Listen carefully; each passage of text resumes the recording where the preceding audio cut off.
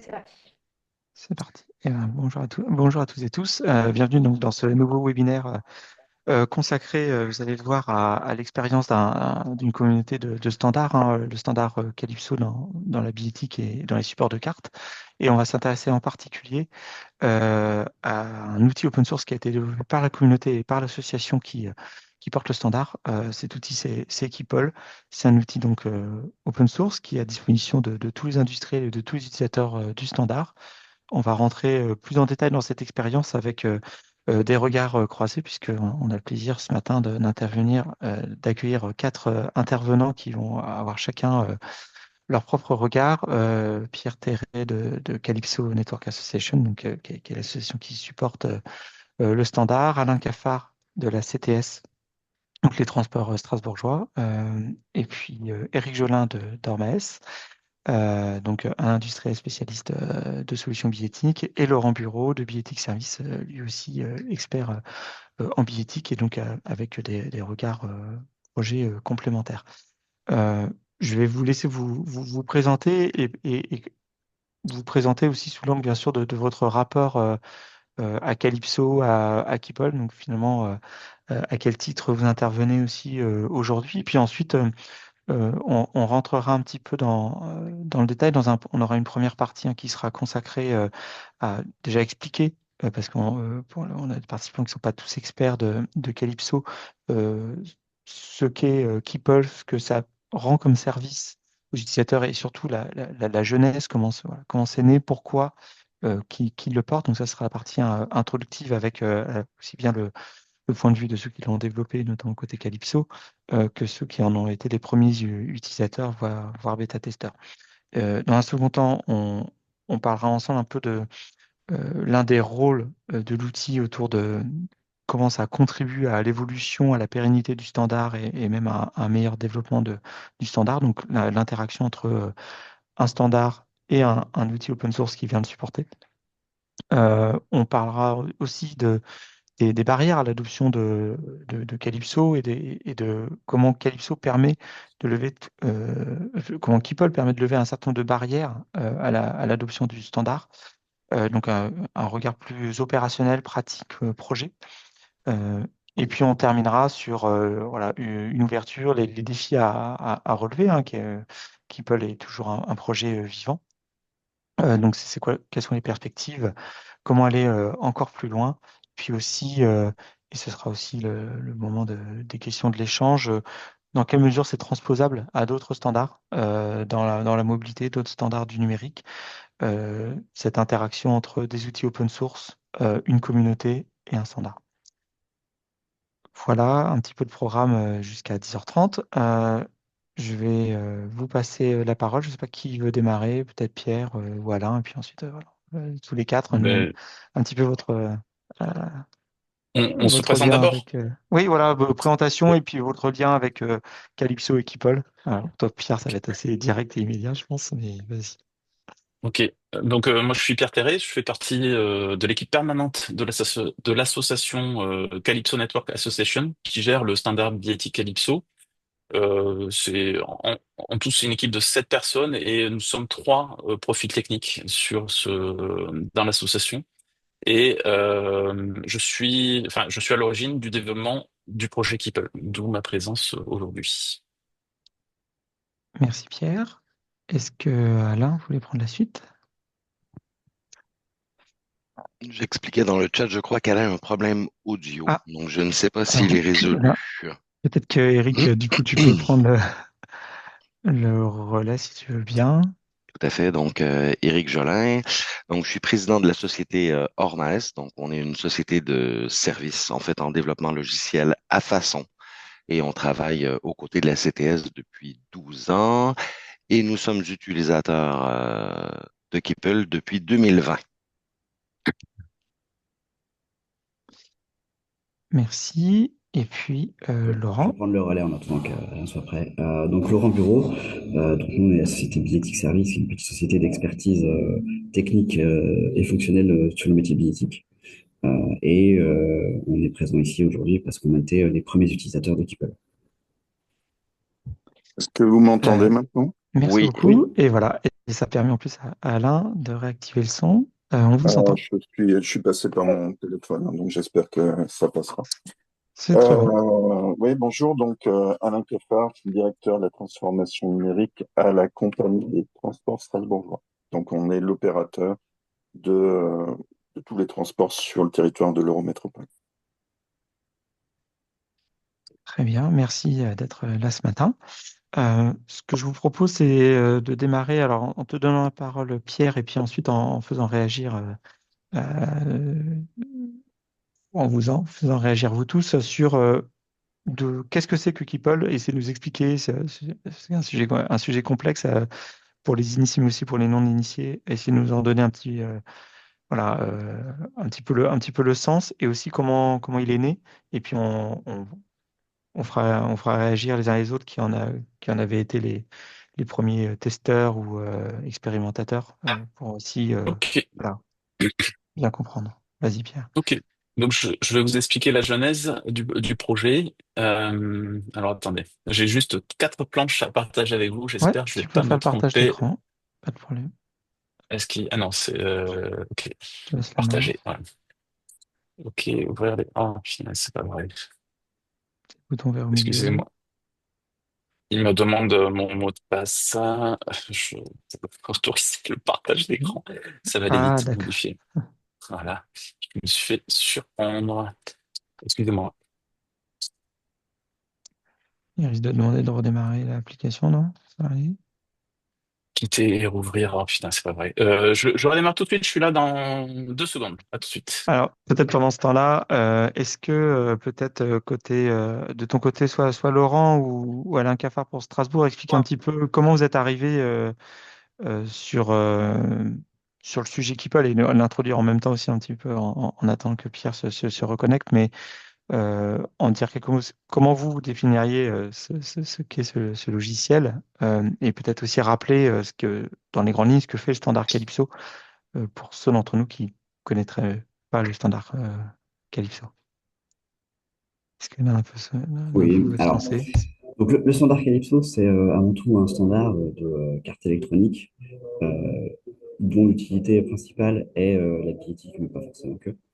Et autour de standard, en fait, de ce standard, pardon, il y a une forte comment dire, capacité à la carte de sécurité, notamment sécurité pour savoir qui peut écrire sur la carte. Et il y a aussi tout l'aspect sécurité, on va dire, des données en elles-mêmes, avec tout ce qui est atomicité de toutes les modifications sur la carte.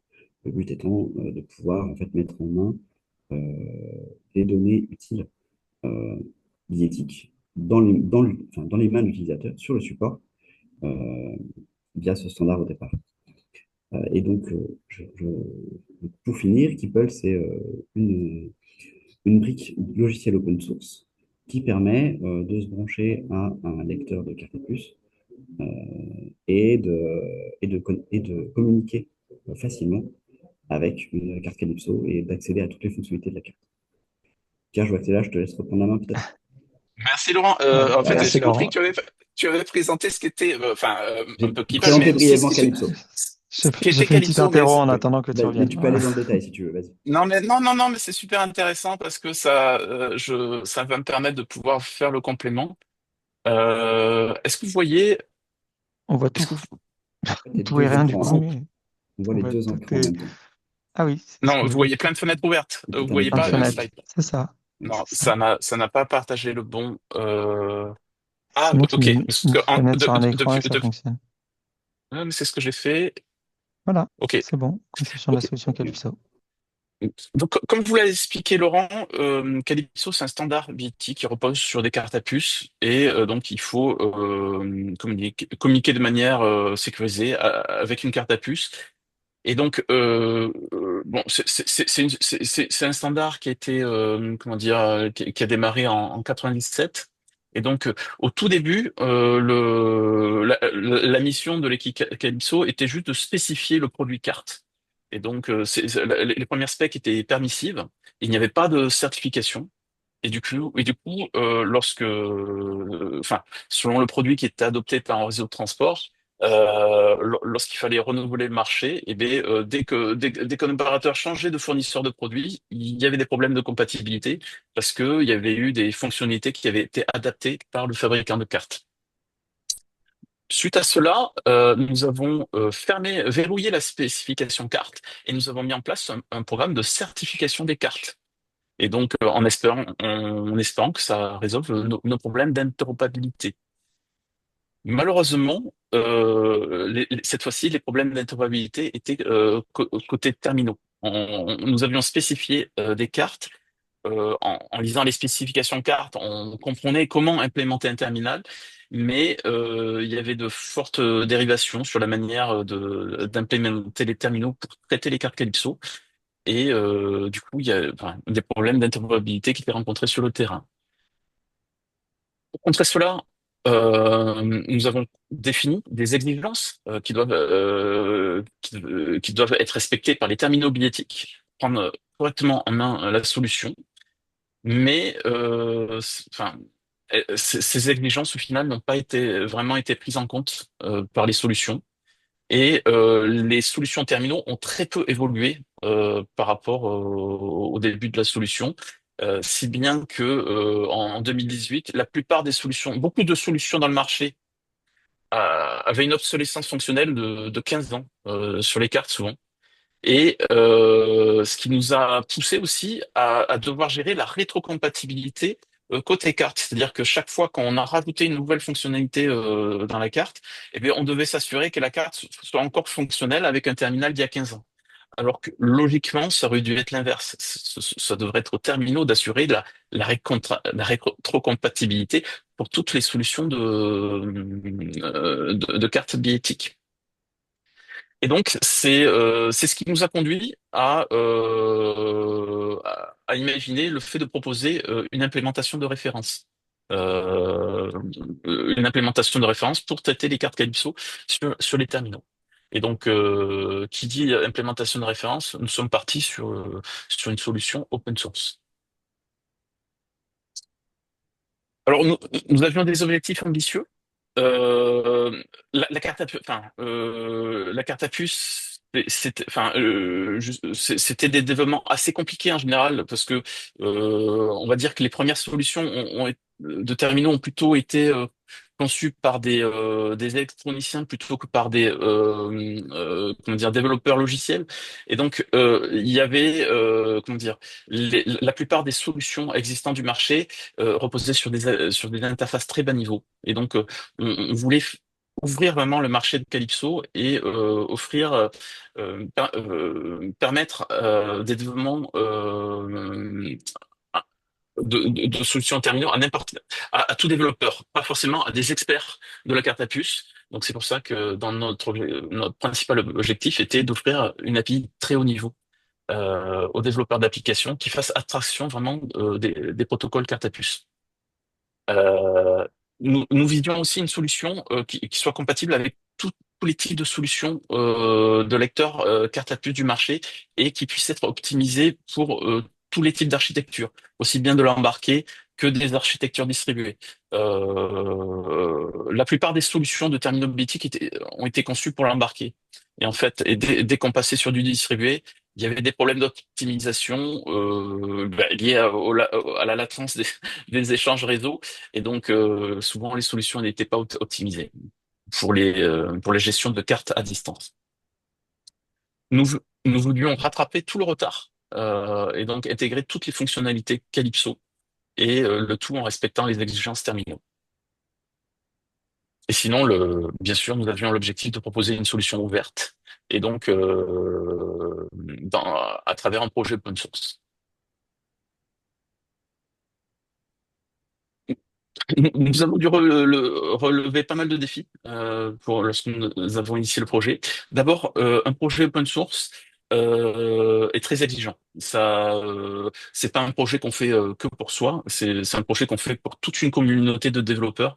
Donc, ça demande un fort niveau de qualité du code et aussi une exhaustivité de la documentation.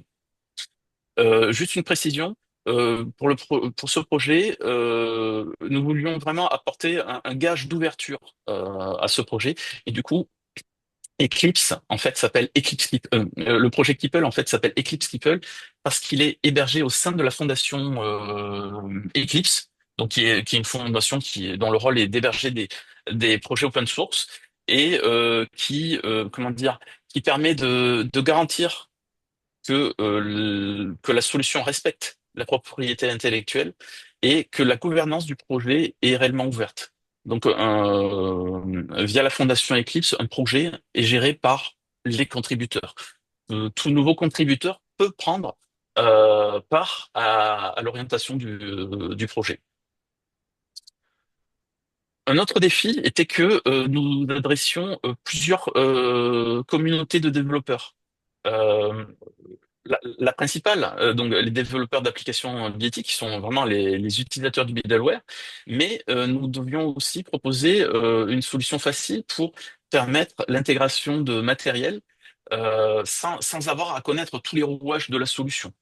Et un terminal bioéthique peut mixer différents types de solutions carte à puce. Il peut y avoir du Calypso, il peut y avoir d'autres solutions.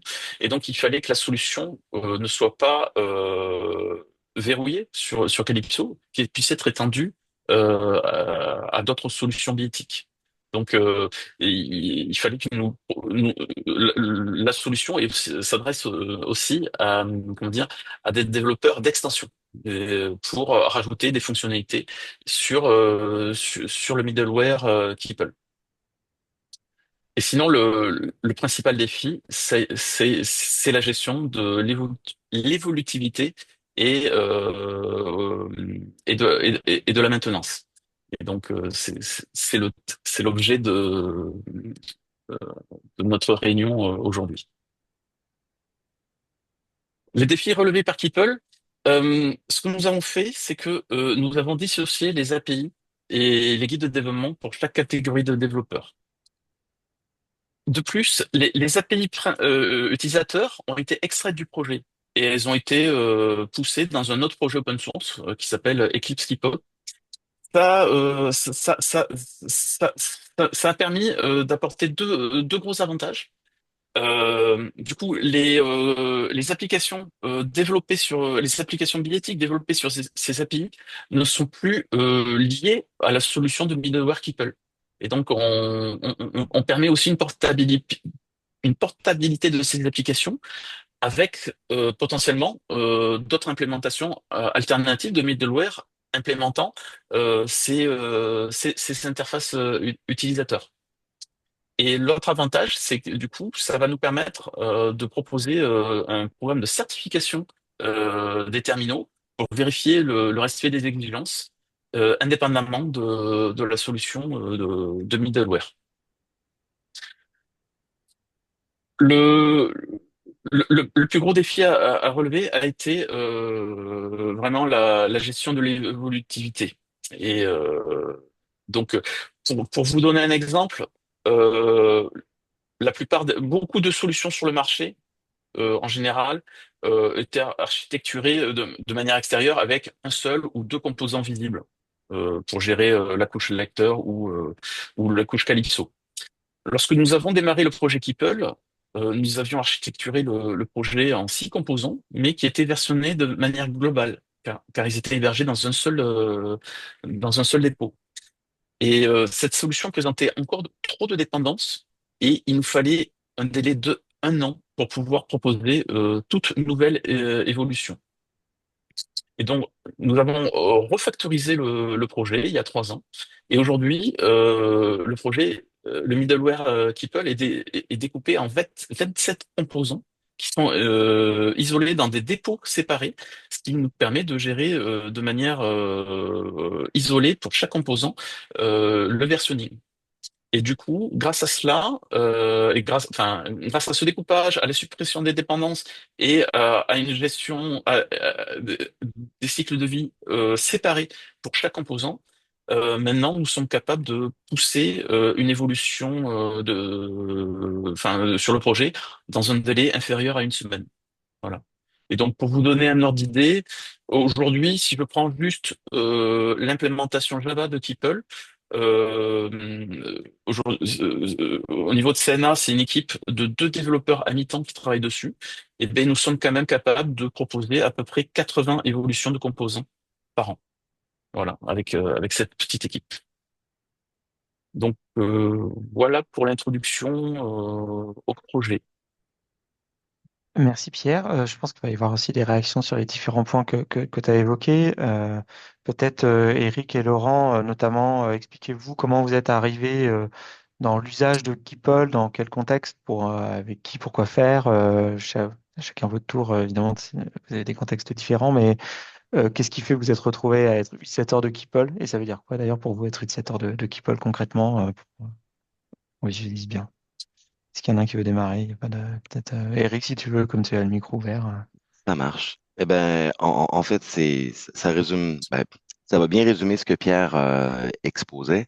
La première fois, tiens, je peux peut-être rapidement partager aussi mon écran. Vas-y, je t'en prie. Je vais essayer de choisir le bon écran. Tac, partager. Est-ce que vous voyez mon écran ici? Oui. Oui. Donc, ça Bon. matérialise un peu, c'est ça, les tâches que l'on devait faire ou l'ensemble des travaux qu'on devait faire, en fait, lors de la première implémentation, des premières implémentations. Euh,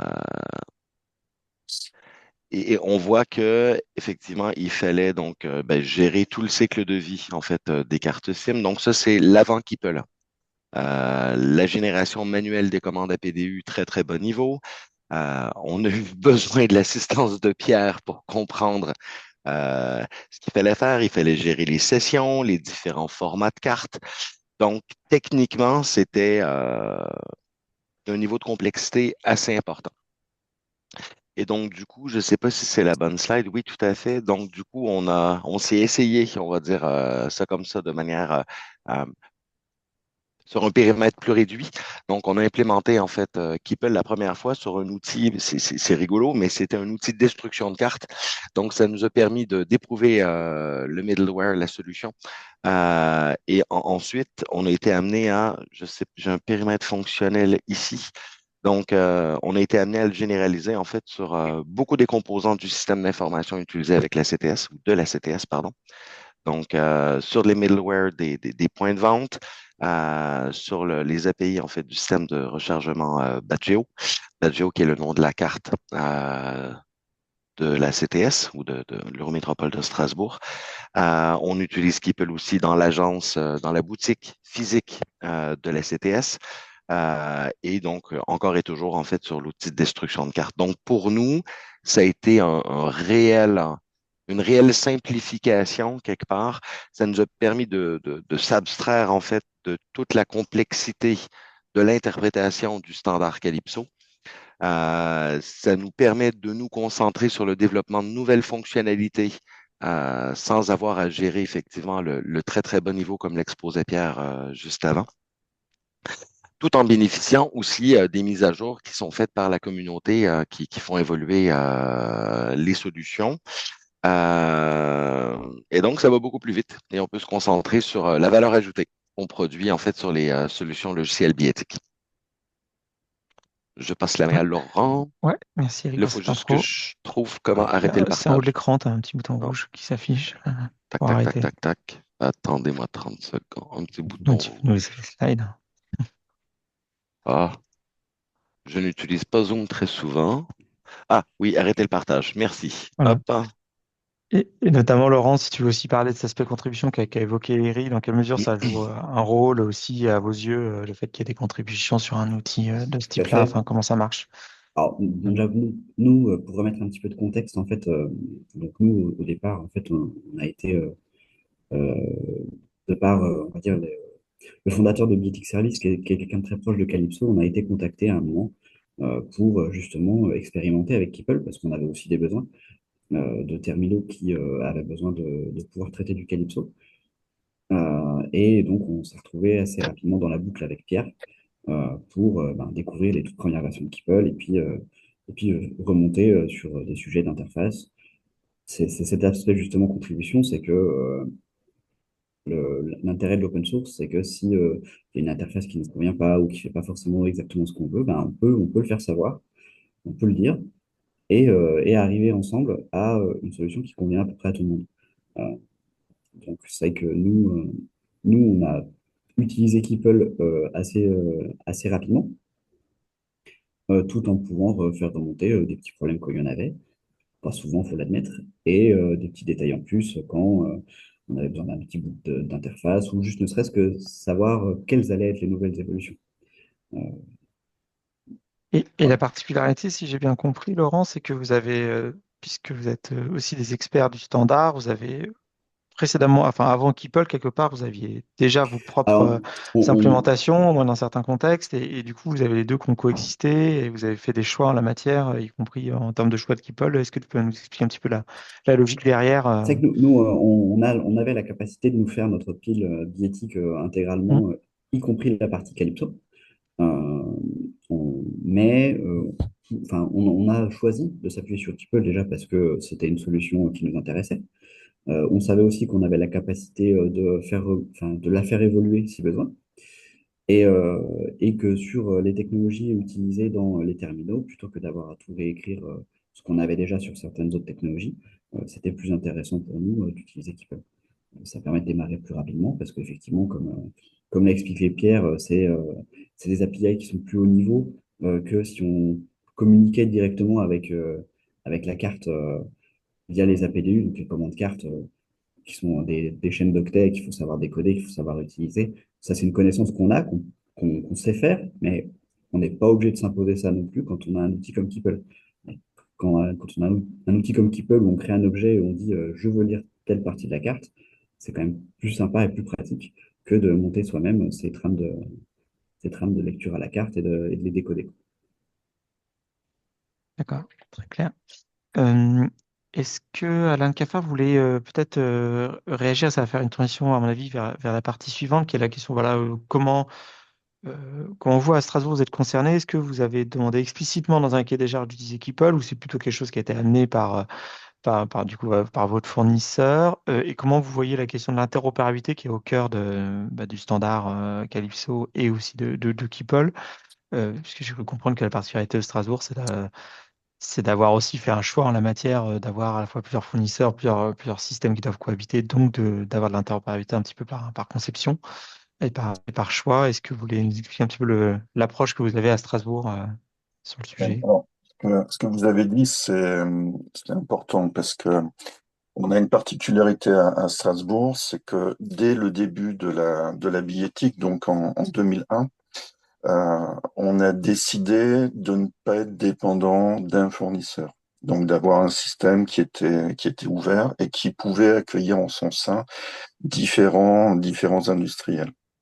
Donc aujourd'hui, hein, c'est le cas puisque on a pas mal des grands industriels de la billettique qui ont du matériel chez nous. Donc ça c'est la conception initiale. Donc c'est sur Euh, la au partie fur- terminaux, hein, c'est bien ça, hein. C'est alors, notamment sur la partie terminaux que vous avez plusieurs industriels. oui, oui. Donc on a plusieurs industriels sur nos distributeurs, sur les valideurs, sur les appareils de Oui. contrôle, etc. Donc il faut arriver à faire communiquer tout ce petit monde entre eux. On a aussi une volonté de maîtriser un peu ce qui se passe avec les moyens qu'a un réseau de la taille de Strasbourg, qui n'est pas négligeable, mais qui n'a pas des moyens non plus. On n'est pas la RATP ou la SNCF. Donc on ne peut pas de loin tout faire nous-mêmes. Et on s'est lancé aussi dans un challenge, c'est porter la billettique sur téléphone. Donc, en 2013, on a lancé notre première application de billettique sur le téléphone et on s'est rendu compte de la complexité du système. Le nombre de points très techniques qu'il fallait faire était exorbitant. Euh, Côté téléphone, ça s'est arrangé puisque on a maintenant des intermédiaires qui existent avec des sociétés qui ont maintenant une part de marché là-dessus. Et toute cette démarche-là, on s'est dit, OK, c'est intéressant, on arrive à rentrer à l'intérieur. est-ce qu'on peut aller plus loin? Pour aller plus loin, il fallait avoir quelque chose qui permettait de discuter avec la carte. Chez nous, c'était impossible de le faire en autonome. Donc, c'est pour ça que le projet Keeple nous intéressait fortement. Et du coup, le fait que ça vous intéresse, comment ça s'est passé de l'intérêt que vous aviez dans votre contexte à c'est utilisé ce que je vous avais demandé explicitement dans un cahier des charges, ça a plutôt fait partie d'un dialogue plus général avec les fournisseurs. Enfin, comment ça s'est... Est-ce que c'est vous dans la conception de la solution qui a dit à un moment donné il y a du Keeple ou comment ça se passe en fait? Alors, comment ça s'est passé vraiment l'arrivée de Keeple? C'est qu'on a fait un cahier des charges pour sortir un terminal point de vente. D'accord? On a eu des retours classiques d'industriels, mais qui ne Mhm. nous convenaient pas. D'accord. Donc, on travaillait déjà avec une entreprise de services numériques qui avait travaillé pour nous dans le cadre de notre application mobile, de notre site web, etc. Et, et en parallèle, on a vu ce que faisait Calypso par rapport à Keeple.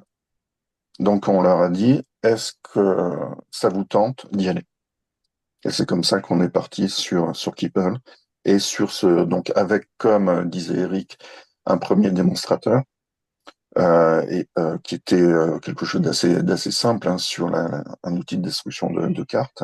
Et après, partir vraiment sur la conception totale du terminal point de vente. D'accord. Ok. Très, très clair.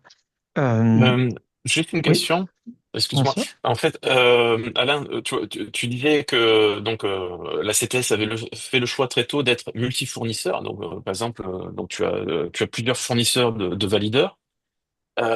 Mais quand tu devais faire une évolution de ton offre billettique, j'imagine que tu t'es amené à demander un développement spécifique, enfin à chaque fournisseur, à chaque fournisseur d'équipement. Et, Alors et aujourd'hui, donc, c'est toujours le cas. C'est ouais, alors c'est un peu ce qu'on veut faire dans le futur. On, on est autonome par rapport au service central. Donc, on apprécie fortement ça parce que ça nous permet d'avoir une grande souplesse sur ce qu'on veut faire bouger.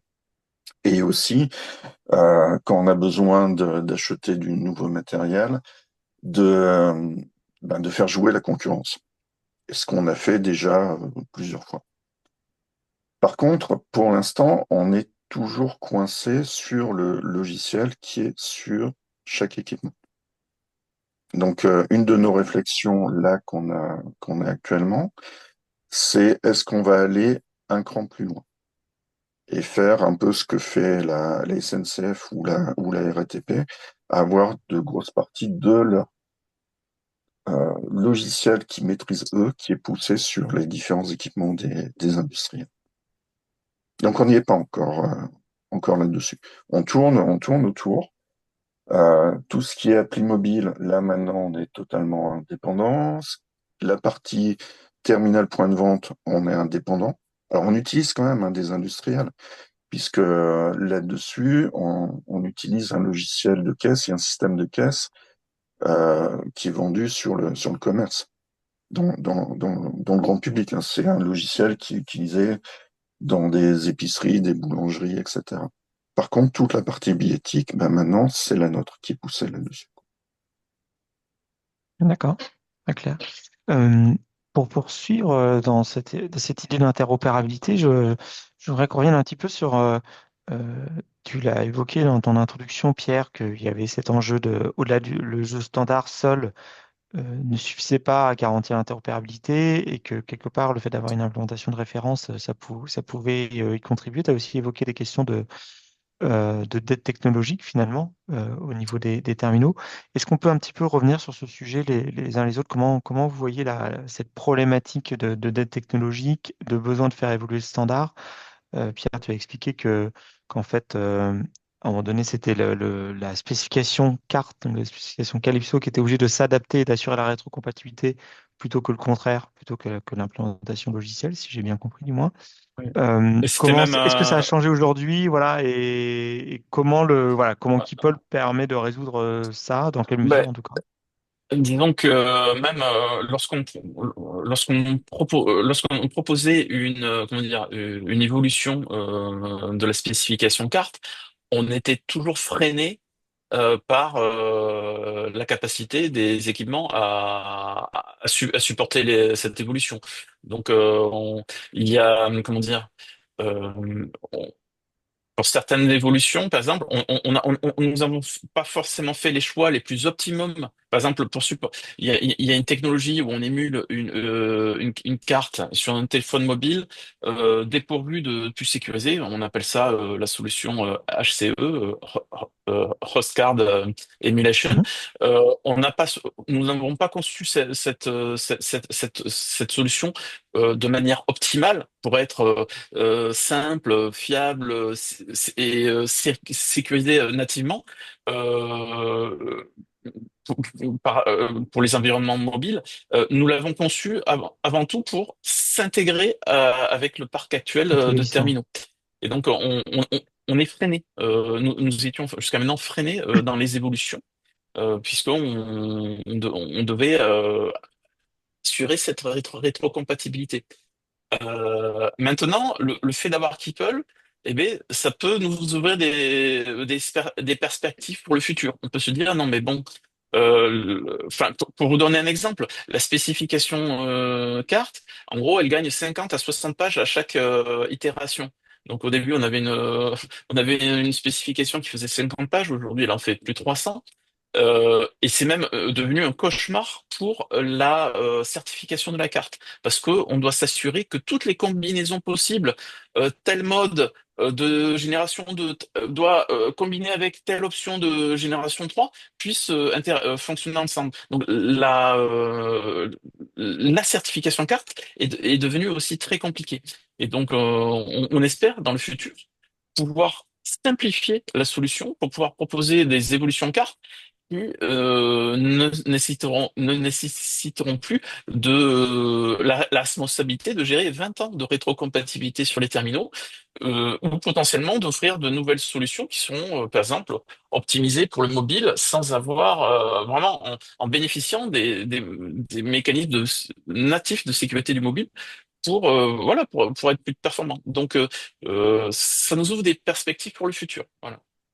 Donc Et c'est ça, c'est encore quelque chose La en cours, notion, c'est-à-dire que ça permet à l'avenir de moins avoir cette contrainte parce que finalement, il y a au moins une solution qui est disponible pour tout le monde puisqu'elle est ouverte, qui permet d'être compatible avec la nouvelle spécification, s'il y a une nouvelle spécification. C'est ça un peu oui, l'idée.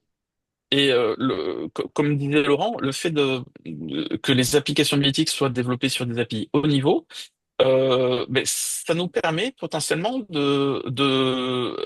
ça permet d'avoir un gros niveau d'abstraction par rapport Mm. aux spécificités des solutions cartes. Donc ça permet d'avoir des évolutions importantes dans la carte de manière transparente pour les applications des terminaux. D'accord. Je crois qu'Eric voulait réagir alors, ou juste, Laurent peut-être aussi. je vais juste compléter par rapport à ce que Oui. disait Pierre. La dette techno, elle est vraiment super importante. Et je vais pas jeter la pierre aux industriels parce que ils nous permettent quand même de continuer à fonctionner avec un système qui est vieux et qui est multicouche. Chez moi, au niveau des cartes, ben, j'ai des cartes B', j'ai des cartes Mayfair, j'ai des cartes B. Enfin, j'ai un petit peu de tout avec différentes révisions. Et cette dette techno, on va continuer à la subir pendant pas mal de temps. Par contre, on a des nouveaux moyens de faire. Et Pierre citait le mobile. Chez nous, on a lancé le rechargement de cartes via le mobile. C'est un succès. Et là, on a fait abstraction de la dette techno. On a dit, ben, OK, on est sur le mobile, ben, c'est que des cartes de type B. Donc, on a accepté, nous, de le gérer avec du SAV pour un certain nombre de clients, puisqu'on va changer les cartes, Hmm. hein, bien sûr. Faut leur dire, on va Mais remplacer votre carte. Ouais. on a quelque chose qui est beaucoup, beaucoup plus simple. Et derrière, techniquement, tout est basé sous Keepel. Donc, on a D'accord. quelque chose qui peut bouger à la vitesse du monde du mobile et qui est pas du tout la même vitesse que le monde de la carte ancienne, quoi. D'accord. Et ça, Laurent? c'est fondamental. Il y a Ouais, peut-être Eric très qui clair, voulait parler effectivement, c'est avant, mais vraiment un changement. Ah, Bon. on va donner la parole à tout le monde, Laurent, ouais, Eric, j'ai levé la main, mais vas-y, Eric. t'inquiète pas. Je complète très rapidement. Donc, en fait, j'ai eu une discussion qui était assez intéressante avec Manon Chay et je pense que c'est intéressant de porter aussi à la connaissance de tous. Euh, pas Calypso, CNA a rédigé quand même des guidelines qui sont assez intéressantes. Alors, je ne parle pas effectivement des marchés qui sont en cours avec l'ensemble des industriels, mais pour les nouveaux marchés, un ensemble d'exigences de compatibilité pour les nouvelles implémentations qui pourraient permettre euh, d'exiger en amont des marchés. Après ça, Alain ou Pierre, vous pourrez compléter hein, si c'est utile. Euh, mais au démarrage de marché, l'exigence de la compatibilité avec des solutions comme CNA Keeple, euh, c'est peut-être plus facile hein, à l'émission de nouveaux appels d'offres qu'effectivement de résorber de la dette techno sur des marchés existants. Ce que tu pointes là, et c'était une des ressources que CNN nous avait fournies, qu'on avait partagées, que Mhm, j'ai remis dans le chat, mhm, il y a cette idée que au-delà même de la certification, au-delà d'un outil open source, il y a aussi parfois, pour aller au bout du bout, de se dire, mais comment aider chaque donneur d'ordre, chaque collectivité concernée à avoir les bonnes exigences dans son cahier des charges en matière d'interopérabilité, en matière voilà. Aussi peut-être parce que voilà, des grands réseaux comme la CTS, vous avez quand même un certain niveau évidemment, de compétences, d'expérience, de vision de ce que vous voulez faire. Et puis, en fait, après, il y a une diversité de collectivités qui n'ont pas en interne les mêmes capacités ou alors au niveau des bureaux d'études. Et que c'est intéressant aussi de partager des bonnes pratiques, on va dire, notamment au niveau d'un appel d'offres. Ça fait partie des choses qui peuvent aussi aider. c'est ça. Laurent? Et donc, moi, ce que je voulais dire, c'est dans tout ce contexte de dette technique qui est finalement au niveau des cartes, comme l'a dit Pierre, le but de Keeple, c'était d'avoir une implémentation de référence de logiciels qui permettent de communiquer avec les cartes Calypso, euh, qui s'abstrait au maximum de ce genre de détails, comme les dettes, euh, tout en servant de point de référence pour la certification terminaux. Et je pense que c'est là où c'est utile, c'est que enfin, avoir un point de référence de ce qu'on attend en capacité logicielle pour traiter une carte Calypso, ça permet aussi d'éviter de trop laisser la dette se répandre et de pouvoir dire non, d'après Calypso, on est censé supporter telle fonctionnalité de telle manière. L'implémentation de référence qui sait le faire, c'est Keeple. Il y a peut-être un espoir que tous les industriels convergent vers Keeple, ce qui ne serait pas forcément une mauvaise chose. Ce n'est pas forcément pratique ni possible pour tout le monde non plus.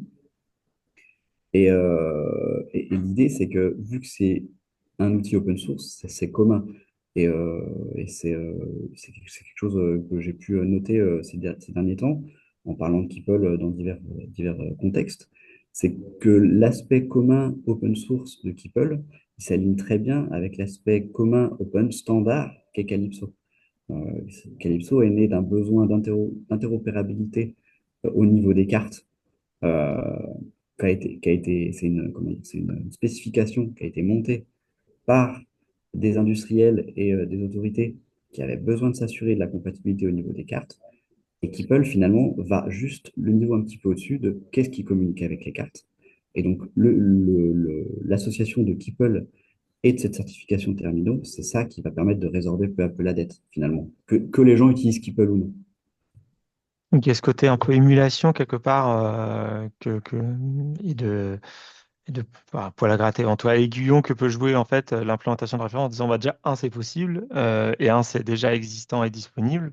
Chacun, bien sûr, peut avoir ses propres solutions, mais il y a l'idée qu'il faut aussi être au niveau quelque part peut-être de la référence, de l'implémentation de référence, c'est légitime et ça peut tirer peut-être le marché aussi vers le haut, voire même aider les uns les autres peut-être à réaliser leurs propres implémentations, même s'ils le font eux-mêmes, peut-être en s'inspirant sans forcément réussir, ils réutilisent pas le code, peut-être même de s'inspirer soit d'architecture ou soit de méthodes qui sont utilisées. Parfois, ça peut peut-être aussi aider dans une certaine mesure.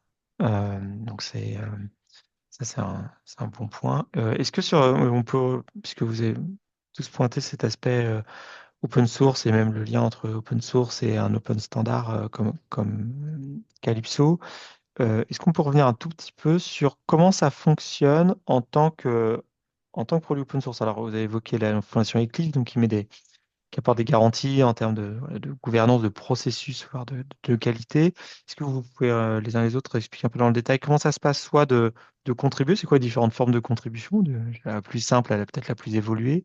Concrètement, aujourd'hui, qui développe Keeple? Essentiellement CNA, mais voilà, est-ce qu'il y a d'autres formes de contribution? Et comment ça interagit un petit peu, même sur les sujets de roadmap, justement, d'évolution, comment sont faits les choix. Certes, comment c'est encadré par Eclipse, mais dans la pratique aussi, comment ça se passe.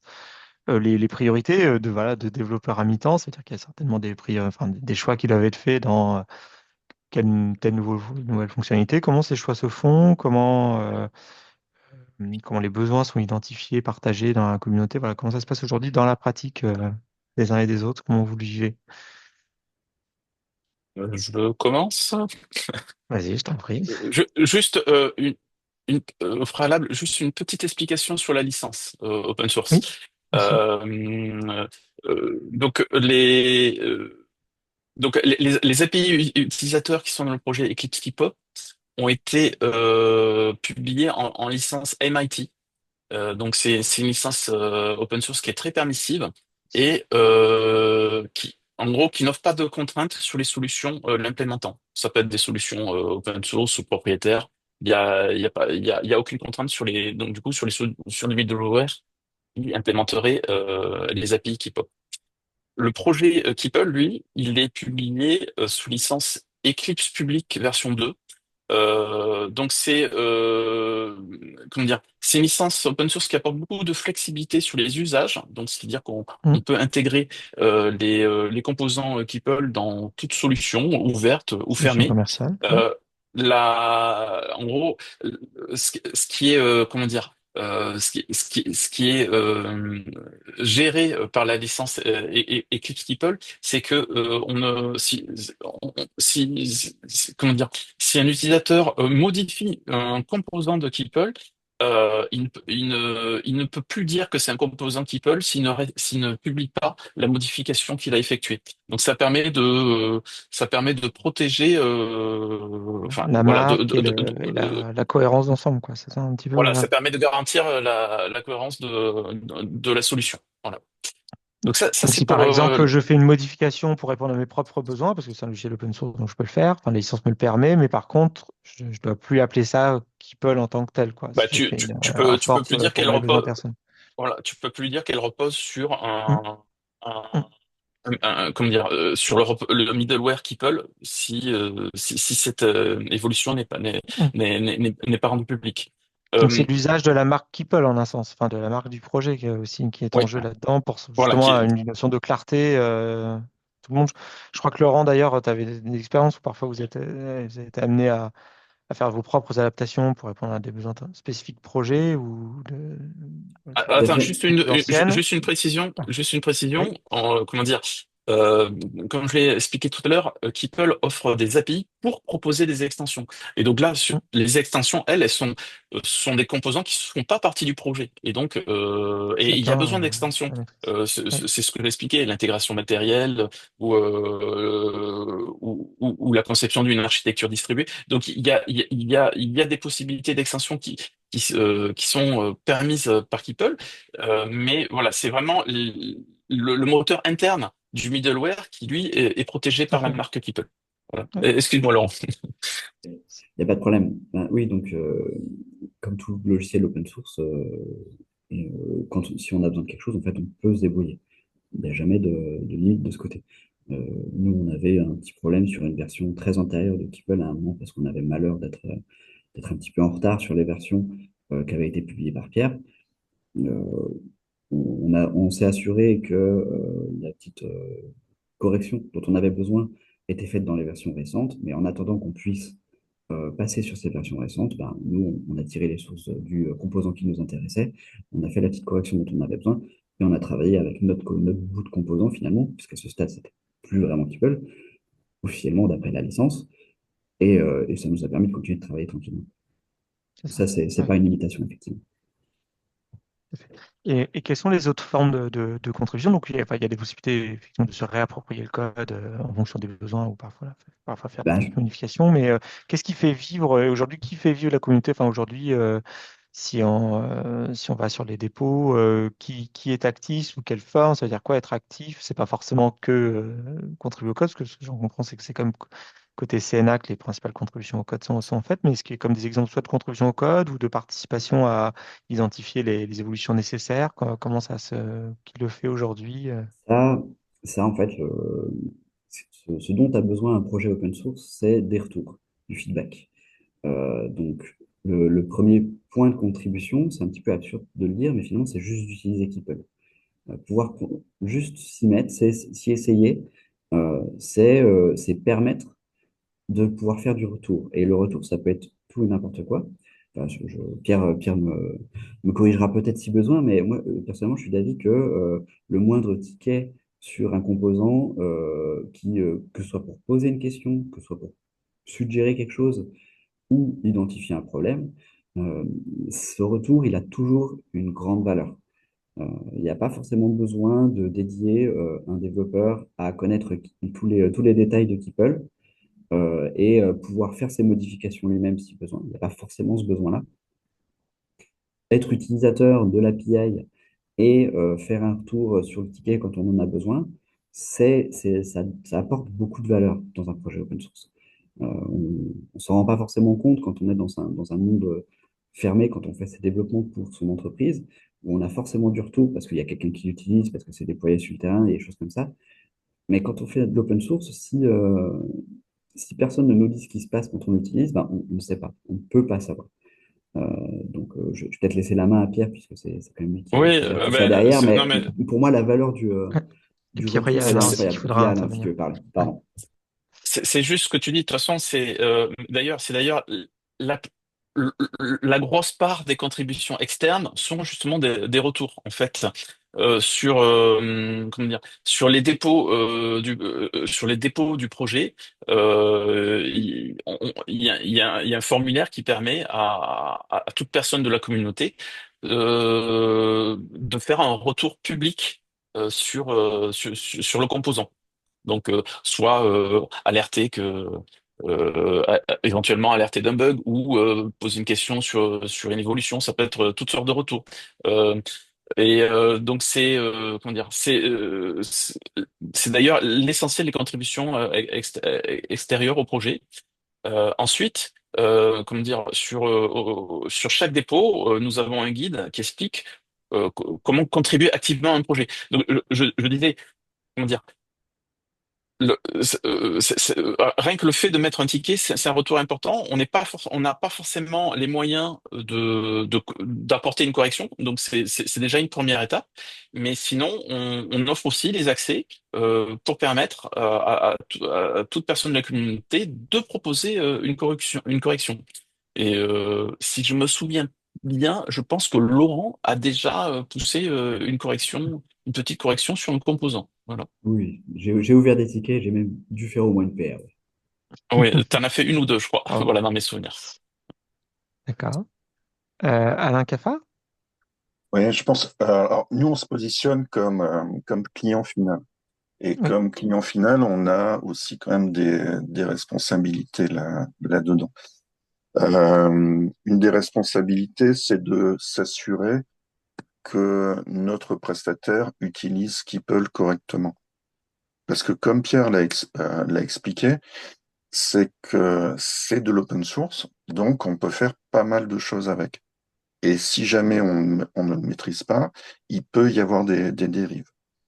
Donc c'est pour ça que dans ce cadre, nous, on va demander un audit de la part de CNA, de notre prestataire, afin de vérifier que Keeple est bien utilisé. et que si, parce que, et il y a l'histoire aussi. Vous voyez, à la vitesse à laquelle CNA évolue, avec beaucoup de nouvelles fonctionnalités, etc. Nous, on a pu l'utiliser dans une certaine version, avec un certain nombre de compléments, je ne vais pas appeler ça des contournements, mais maintenant, les nouvelles versions l'ont peut-être nativement. Donc, c'est qu'est-ce qu'on va faire avec ça. Donc, je pense que ça, c'est un des outils que doit utiliser le client final. On en retourne à cette notion aussi de ne pas accumuler une dette technologique en ayant à un moment donné été en avance justement et ayant dû peut-être gérer des problèmes spécifiquement, mais du coup avoir des solutions qui sont plus dans la solution nominale une fois que ça a évolué Oui, côté produit qui quoi. c'est pas magique, hein. Non, c'est sûr.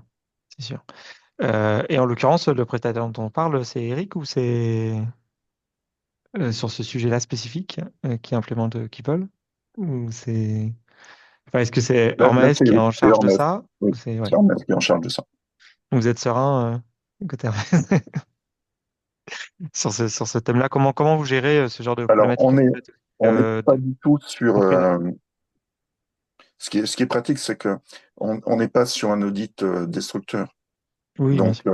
on est vraiment sur Ça peut de être, l'audit en disant, OK, là maintenant, on va se poser et puis on va regarder comment on l'a utilisé et comment on doit peut-être corriger. Et demain, dans nos autres projets, comment on doit mieux l'utiliser.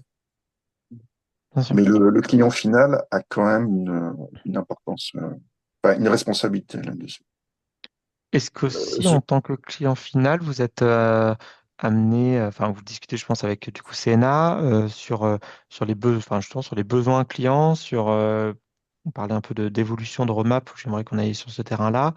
Est-ce que vous allez jusqu'à jouer ce rôle-là, de se dire, bah, en fait, voilà, soit on a été amené nous-mêmes à compléter justement des fonctionnalités peut-être qui manquaient ou traiter des problèmes qui n'étaient pas traités, et on aimerait bien que ce soit un jour dans Keeple, par exemple.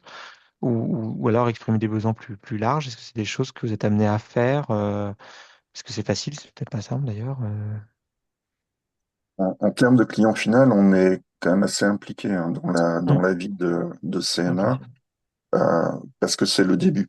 Donc c'est un nouveau produit et par rapport à ça, on va être impliqué. Bon, on n'est pas les seuls, hein.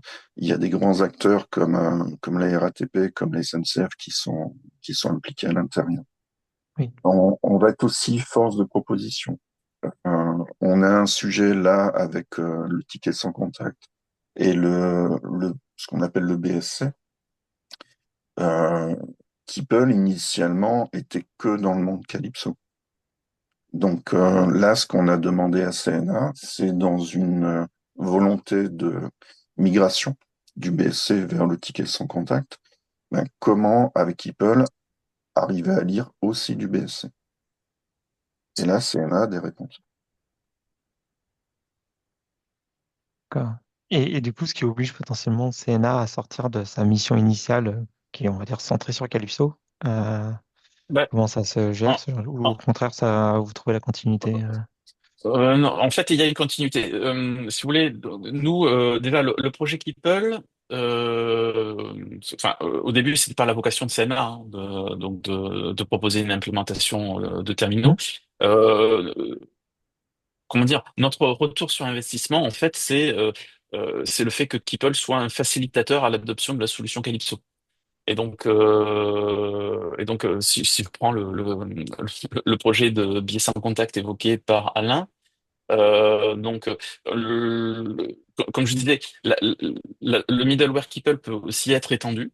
hmm, Et donc, par exemple, sur ce sujet-là, on prévoit de proposer une extension qui ne sera pas open source, mais qui sera réservée juste aux membres Sena pour leur faciliter une migration vers des produits autres que Calypso, vers Calypso. Voilà. Donc, d'accord. Oui, ce qui a du sens. c'est comme Hmm. ça. Voilà. C'est comme, c'est ce qui peut justifier le fait De de travailler proposer dessus, sur du support pour des solutions autres que Calypso. Voilà. bien sûr. D'accord. Euh, Et est-ce... par rapport à ce Oui, que tu vas-y, Eric, je disais t'en tout prie. à l'heure, Ghislain, euh, sur est-ce qu'on est serein dans l'utilisation de Calypso? Il y a une chose qui est certaine, sans entrer dans le détail, on est beaucoup plus à l'aise dans l'utilisation de Keeple que dans la manipulation des commandes APDU. D'accord. Qui n'est pas votre spécialité. Voilà. Vous êtes justement plutôt dans ce que vous développez au-dessus en termes de valeur. C'est ce que Pierre disait, c'est ça, c'est quand on est vraiment plus Ça. dans Ouais. l'ingénierie logicielle de Mm, gestion. bien C'est sûr. beaucoup plus simple de manipuler des middleware comme Keeple que d'aller Oui. dans des couches Préférez, très, très basses. préférez traiter avec Pierre et avec Keeple. D'accord. Laurent? Oui, je reviens un tout petit peu sur le sujet des retours. Et encore une fois, c'est vraiment Mm. que le moindre retour a beaucoup plus de valeur que ce qu'on peut parfois imaginer. Que ce soit créer un ticket pour poser une question, ça peut peut-être pointer un petit manque dans la documentation.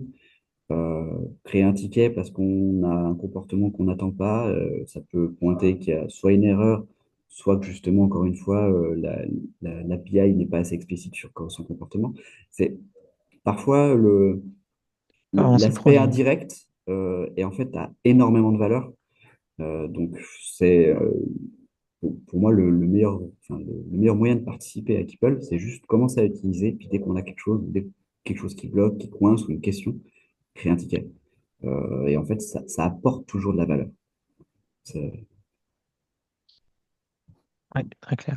Avant de poursuivre la conversation, il nous reste un petit peu moins de 25 minutes. N'hésitez, je pense que c'est le bon moment pour commencer à avoir aussi voilà, des questions, des réactions, des partages d'expérience. On va là se projeter dans à la fois la suite de Keeple, en tout cas les prochaines étapes, comment ça peut évoluer, les besoins, mais aussi échanger sur au-delà de Calypso Keeple, qu'est-ce qu'on en tire de cette expérience-là? Est-ce que ça nous inspire des choses pour d'autres standards, pour d'autres sujets? C'est la manière dont les choses se sont faites dans la communauté Calypso.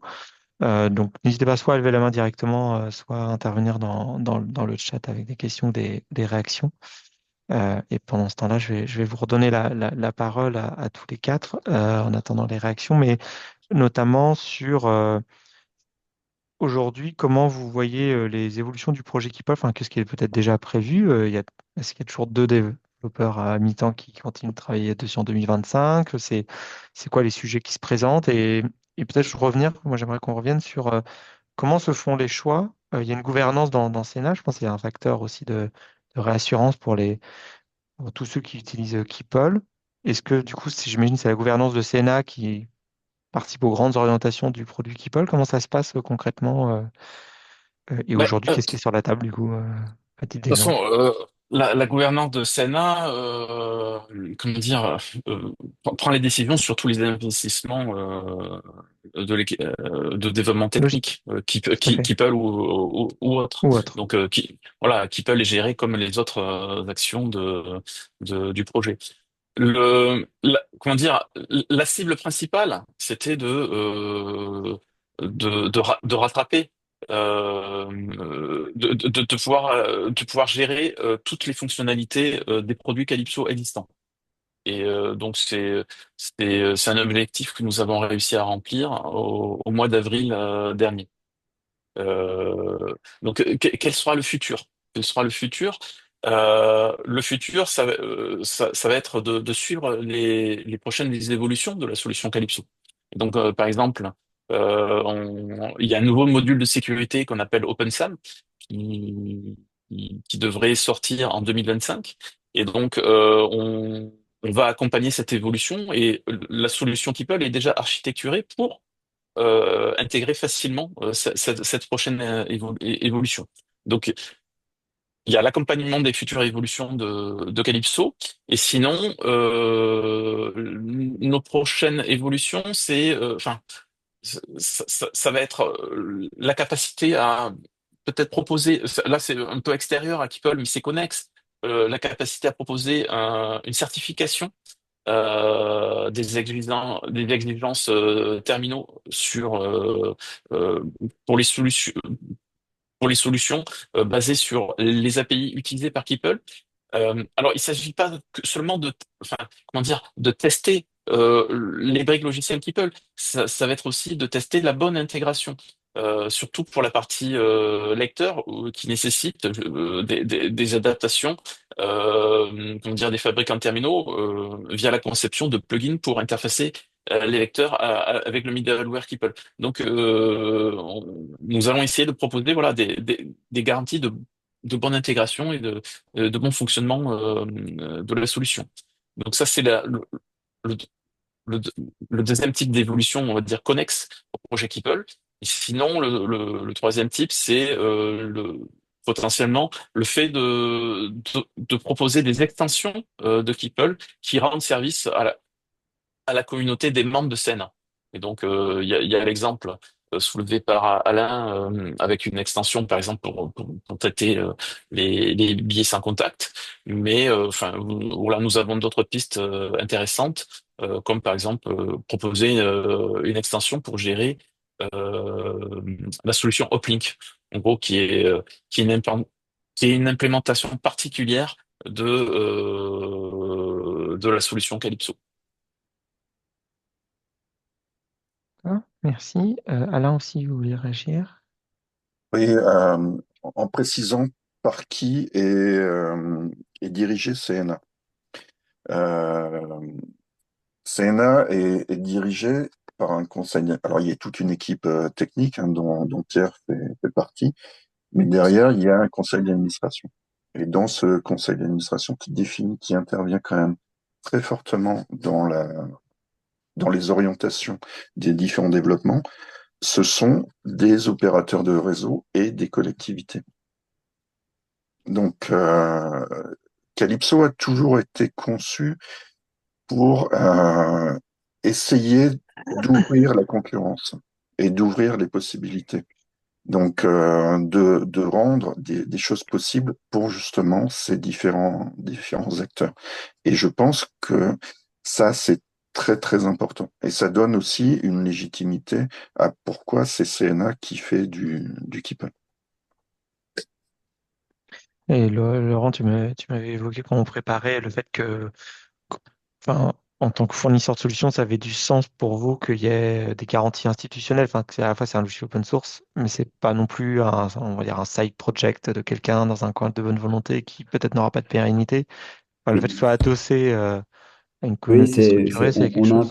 on a un peu que les bons côtés des différentes approches où en fait c'est à la fois complètement open source et finalement géré par la communauté, mais on a quand même l'assurance d'avoir le support de Calypso derrière. Donc ça assure quand même une très bonne pérennité au projet. Et je pense que tant que Calypso sera utilisé et existera, Keeple sera complètement maintenu. Euh, même si des industriels utilisants ne participent pas beaucoup. Dans tous les cas, ils ont aussi un intérêt à participer. Donc ça, après, et c'est vrai on a vraiment tous les avantages de l'open source, avec en plus quand même une petite assurance que derrière, il y a un organisme qui est en plus déjà en capacité de faire des choses gérées par une communauté, puisque je rappelle encore que Calypso, c'est un standard ouvert, qui est derrière l'outil, et donc s'assure autant par intérêt, entre guillemets, personnel, que par philosophie, que Keeple fonctionne. D'accord. Ça fait un petit peu le lien avec la question que Alex Bourreau, mon collègue, a posée dans le chat, qui, pour vous quatre, qui est la question au départ de l'adoption de Keeple par les utilisateurs de Calypso et probablement du coup les industriels. Est-ce qu'on a des idées de proportion? Et là où ça se ramène à ce que tu viens d'évoquer, c'est que la question que ça pose pour lui, c'est finalement, est-ce que les avantages de Keeple viennent pas du fait qu'on a une forte adoption. Alors, on évoquait tout à l'heure le rôle d'aiguillon et que quelque part, peut-être que Keeple avait joué un rôle positif, même s'il n'est pas forcément adopté par tout le monde, parce qu'il crée ce logique de référence. Mais comment vous voyez les choses quand même par rapport sur ce sujet-là? Est-ce que le fait que tout le monde n'utilise pas Keeple ou ne soit pas au niveau de Keeple en termes de niveau d'implémentation, est-ce que ça maintient des exigences, des besoins de rétrocompatibilité un petit peu dommageables, ou est-ce que Keeple a déjà le bon niveau d'adoption ou le niveau euh, une place suffisante sur le marché pour quelque part se dire ça permet de faire évoluer le standard comme on le souhaite? Comment vous voyez les choses? Ben, Peut-être donc en deux temps, hein, il y a le côté un chiffre, peut-être, ça alors, m'intéresse chiffre, moi, je ne peux plus. pas savoir, j'ai pas la Je sais pas capacité si de Pierre, au savoir, côté Sénat, vous avez une idée, mais et mais sinon, voilà, comment ça se passe au-delà du chiffre? Alors, je pense que, il y a aussi une part, en fait, simplement de la nature des réseaux et de leur histoire, et que aujourd'hui, Calypso a déjà bien été mis en place par plein d'industriels avant que Keeple ne soit là. Et changer de brique logicielle, surtout dans une couche qui est quand même dans assez bas niveau dans le système, ça a forcément un coût, et les industriels ne sont pas forcément toujours prêts à s'y mettre tout de suite. Euh, mais, mais par contre, ça dépend aussi du coup on va dire des réseaux. Je sais que dans le cadre des projets Calypso à Mexico City, Keeple est extrêmement implanté parce que c'est assez récent, et ils se sont tout de suite branchés sur Keeple parce que tous les intervenants, et ils sont très nombreux dans ce contexte-là, n'avaient pas la connaissance, n'avaient pas le temps de prendre la connaissance. Par contre, ils ont vu qu'il y avait un outil qui savait utiliser Calypso, et ils l'ont tout de suite pris en main. Donc, en France, je dirais qu'aujourd'hui, Keeple n'est pas forcément toujours, on va dire, aussi présent qu'on le voudrait. Surtout quand on a des contextes comme par exemple, je pense justement à Strasbourg, que je connais un petit peu aussi, où il y a plusieurs industriels. C'est vrai que si les industriels présents sur un seul réseau utilisaient tout ce qu'ils peuvent, bah, ils ont tous la même évolution dès qu'il y a quelque chose qui bouge dans Calypso, et tout change en même temps. Euh, Ça, c'est quelque chose qu'on peut espérer. Mais aujourd'hui, par contre, avoir un nombre, un pourcentage où est utilisé Keeple, c'est un peu compliqué. C'est utilisé, ça, je peux le confirmer. Je pense qu'on a aussi Eric qui peut le confirmer. Euh, mais avoir un pourcentage, c'est un petit peu compliqué. J'aurais tendance à penser que sur tous les réseaux qui sont implantés depuis un certain temps, c'est pas là où c'est le plus utilisé. En tout cas, tu Je vais as, introduit l'idée, je juste, laisse à Gilles Tatal. Ah, pardon. je mets juste un complément. Ce que dit Laurent Oui. est vraiment pertinent, puisque sur les marchés émergents, ils y vont directement avec Apple parce qu'ils n'ont pas justement cette dette technique, et il y a des nouveaux acteurs qui peuvent intervenir et être plus réactifs. Euh, Ils vont développer des solutions et ça va revenir sur les marchés historiques. Sur les marchés historiques, comme la France, c'est sûr que on va pas changer du jour au lendemain et tout remplacer par de l'utilisation de Keeple. Il y a quelques acteurs qui y vont en termes de clients finaux, mais il y a aussi un certain nombre d'industriels qui y vont.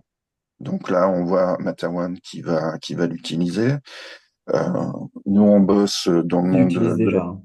Voilà, qui C'est l'utilise, nous qui hein. le faisons pour Matawan. Voilà. Donc, on va le retrouver sur le terrain. On a d'autres acteurs que... Alors, nous, on travaille avec Wizway dans le monde de l'appli mobile. Ils utilisent aussi du Keeple. Donc, il va arriver aussi naturellement. Il y a une forme de cycle finalement. Des gens qui se mettent à l'utiliser ailleurs vont effectivement vouloir l'utiliser sur tous les marchés où ils se positionnent, et donc du coup, c'est un peu l'amener.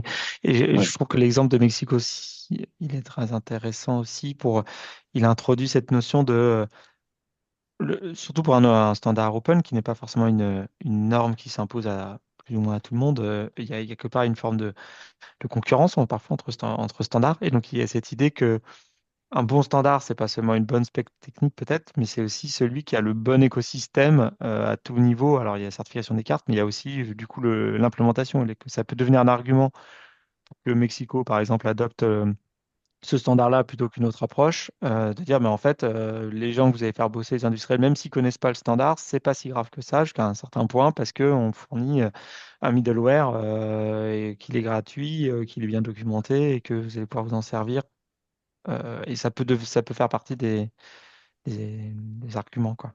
Ça, je trouve que c'est.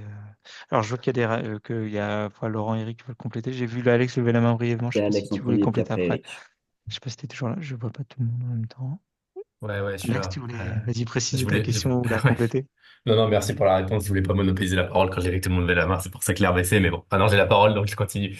En fait, pour moi, il y a aussi un sujet de choix du côté de Calypso, hein, qui est, est-ce qu'il y a un intérêt pour le bien du standard et pour le bien de l'évolutivité, etc., d'imposer d'une manière ou d'une autre l'usage de Keeple? Et en fait, il y a différentes manières de le faire, hein. C'est soit on dit clairement, c'est comme ça et puis c'est tout, et vous n'aurez pas votre certification si jamais vous le faites pas. C'est bien évidemment pas l'approche, à mon avis, à prendre.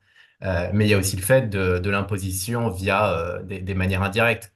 Typiquement, si côté standardisation, bah, il y a une complexification monstrueuse et très rapide du standard, c'est aussi une manière de forcer la main un petit peu les acteurs, de se dire, bah, en réalité, ça devient tellement compliqué de faire suivre vos implémentations que vous devriez, et vous n'avez plus le choix finalement, utiliser cette solution et passer dessus. Je pense qu'il y a, pour des acteurs existants, c'est paraît logique hein, que des systèmes qui existent déjà sont plus faciles à faire évoluer que de les remplacer finalement par une solution. Mais je suis pas sûr que ce soit toujours vrai, ça. En fait, il y a des fois où les contraintes sont telles que j'ai l'impression que ça impose de toute manière une ingénierie et de développement qui est telle que bah, finalement utiliser une autre solution est peut-être plus intéressante, quoi. Il y a un autre point qui est par rapport aux industriels, c'est que la technicité sur la carte, elle était maîtrisée, elle est encore maîtrisée chez certains, mais il y a des gens qui partent en retraite, etc. Donc ça coûte cher de garder cette maîtrise technique. Donc basculer sur Keeple peut permettre aussi aux différents industriels de limiter le risque qu'ils ont derrière. Maintenant, il faudra y aller, quoi. Effectivement. Laurent et Eric, je sais plus dans quelle heure vous avez levé la Eric, c'était main. Eric en premier. Je vais D'accord, laisser c'est parler bien, quand vous même. autogérez. Ben, je vais être bref. Alors, ce que je vais dire est peut-être une évidence, mais finalement, on est encore beaucoup dans un monde d'industriels.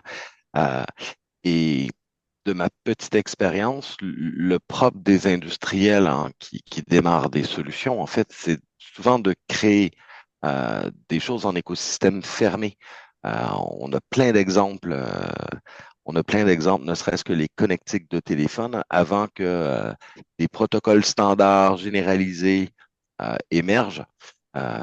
Il faut qu'il y ait de l'adoption et à un moment donné, ça va obliger quelque part de manière générique les industriels à ouvrir et à utiliser effectivement des solutions normées, standards, qui vont favoriser l'interopérabilité, la réutilisation. Moi, ça m'apparaît un peu une Ah. évidence.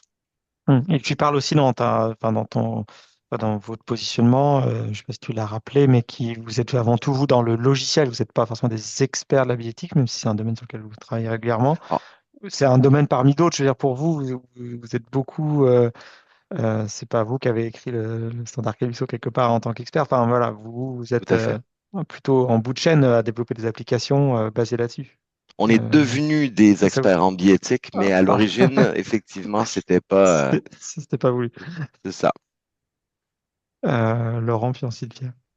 Voilà, moi, c'était juste pour rebondir vraiment ce que tu disais, Justin, c'est que quand on choisit Calypso, et on a l'intérêt d'avoir cet écosystème avec Keeple, mais c'est pas que ça aussi, c'est que en fait, pour des solutions de carte à puce qui peuvent servir dans un contexte bioéthique, Calypso, c'est le seul standard. Si on va chercher du MyFair, par exemple, c'est quelque chose qui est entièrement propriétaire. Il y a bien une spécification, mais c'est entièrement propriétaire. Euh, Calypso, c'est avant tout enfin, une approche ouverte et d'interopérabilité. Et c'est aussi d'un point de vue philosophie, surtout pour le monde du transport, pour les communs, enfin, s'appuyer sur quelque chose qui est ouvert, ça reste plus pertinent pour moi que de retrouver Hmm. Ça a pieds et aussi poings du sens et de la liés, cohérence, quoi. voilà, que par un industriel finalement, enfin un industriel d'un point de vue carte. Hmm. Pierre? Oui, non, juste pour expliquer un facteur aussi qui a vraiment permis de lancer le projet, l'adoption de la solution Keeple au tout début. C'est le fait que la SNCF, donc qui disposait déjà de sa propre solution hein, pour gérer tous ces terminaux bioéthiques en France, la SNCF a massivement adopté Keeple. Et donc au tout début, c'était eux qui faisaient l'effort, voilà, d'intégrer Keeple dans des terminaux. Et puis au fur et à mesure, ils ont passé le relais aux industriels. Et donc comment dire, lorsqu'ils consultent pour disposer d'équipements, ils demandent juste un équipement qui soit compatible avec Apple. et donc à charge de l'industriel qui va répondre au marché de la SNCF du coup de concevoir le plugin si nécessaire pour intégrer Keeple avec leur lecteur de carte à puce.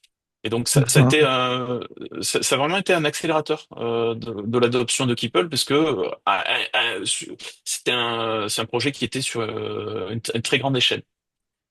Oui, c'est un Et gros pouvoir de si prescription et un rôle de voilà. locomotive finalement en tirant les acteurs du marché. Voilà. Effectivement. Et sinon, Keeple, c'est un projet open source. En fait, au final, nous, Senna, on n'a pas trop idée euh, comment dire, du nombre d'utilisateurs de la solution. Euh, comment dire, quand un élément ne marche pas, ça va nous être remonté assez facilement. Mais sinon, enfin, nous voyons qu'une partie de l'iceberg. Et nous sommes surpris lorsque nous allons voilà, lorsque nous participons à des séminaires en France ou à l'étranger, euh, nous rencontrons de enfin, des utilisateurs de Keeple avec qui nous avions jamais eu d'échange auparavant. Voilà. Donc D'accord. pour nous, c'est très difficile de dimensionner quel est Ça, l'usage fait ça, je comprends. Ouais, d'un produit open source. Voilà. bien sûr. Oui, de toute façon, aussi le principe d'avoir une vision partielle puisque l'utilisation est libre, effectivement. Est-ce qu'il y a peut-être voilà, des questions d'ouverture, peut-être des idées sur cette question aussi est-ce que vous auriez des exemples en tête d'autres standards qui pourraient bénéficier de ce type d'approche? Je vous invite à réagir, sinon j'ai aussi une dernière question à poser, mais je l'effacerai bien volontiers si quelqu'un veut voilà, réagir, poser une question. Il nous reste 4 minutes maintenant. Sinon, vous allez subir ma question piège. Alors, je me lance quand même avec une question puisqu'il nous reste un tout petit peu de temps. Euh, on a évoqué un certain nombre d'avantages tout de même à cette approche open source, sur le côté voilà, gain de temps, pas faire tout seul, pas tous refaire la même chose sur des choses relativement bas niveau.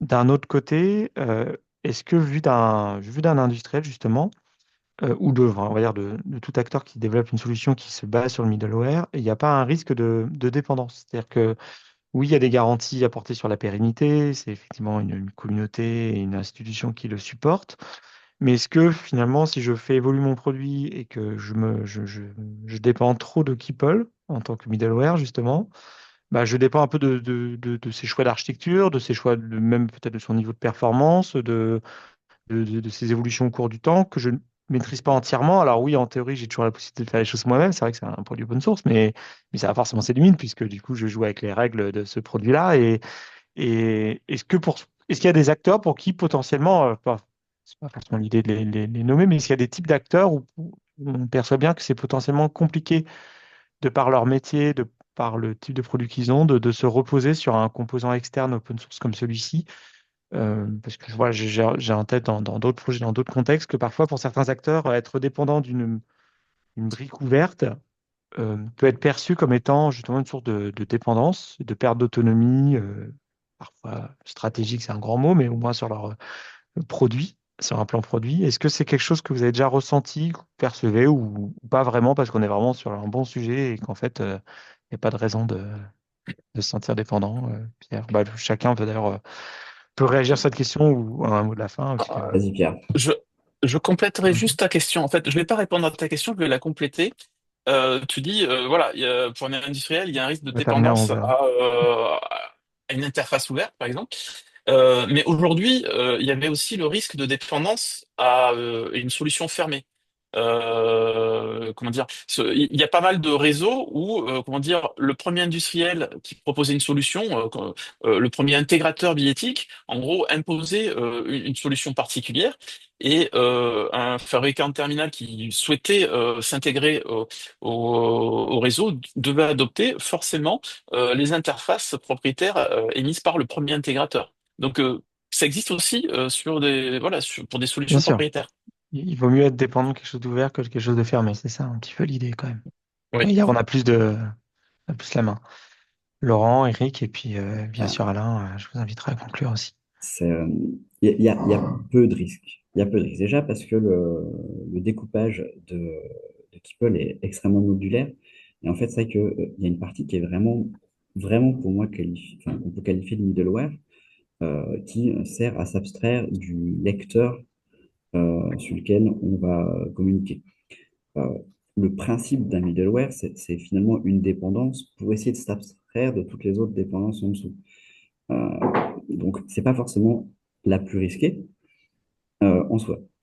Et après, dans Keeple, il y a aussi la partie donc Keepop et extension Calypso qui utilise le middleware des lecteurs.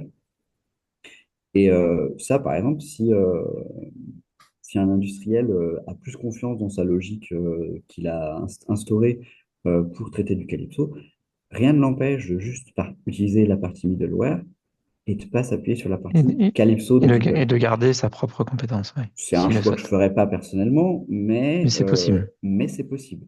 La Hmm. modularité de Keeple le permet.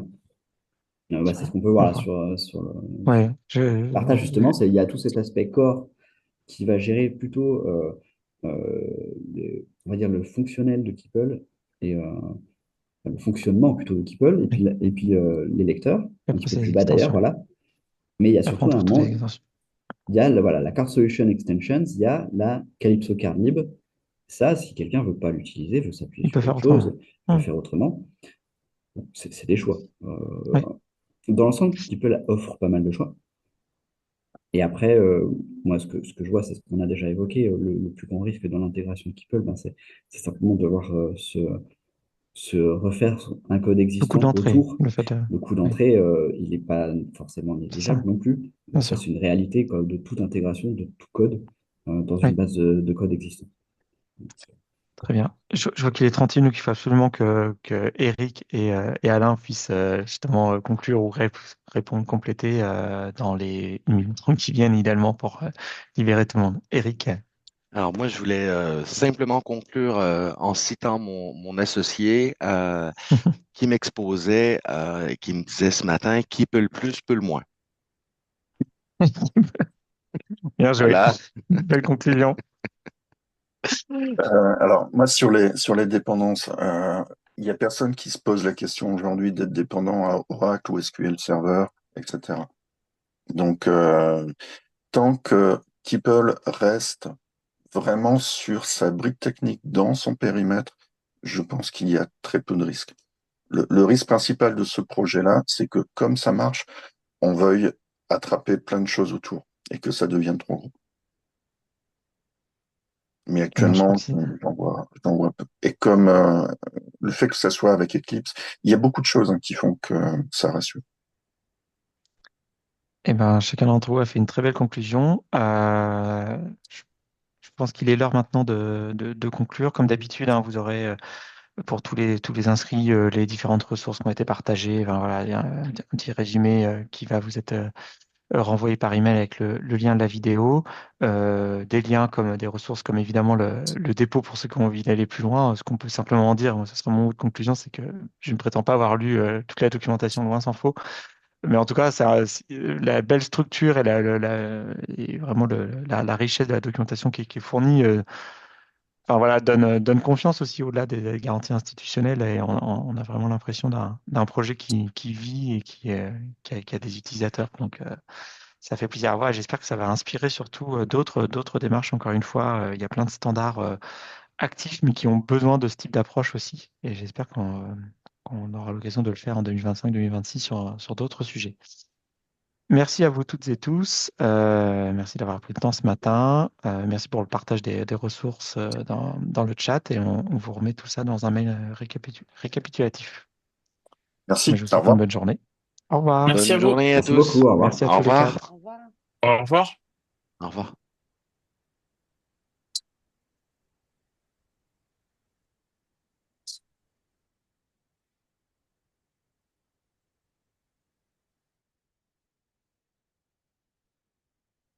Je vais couper l'enregistrement.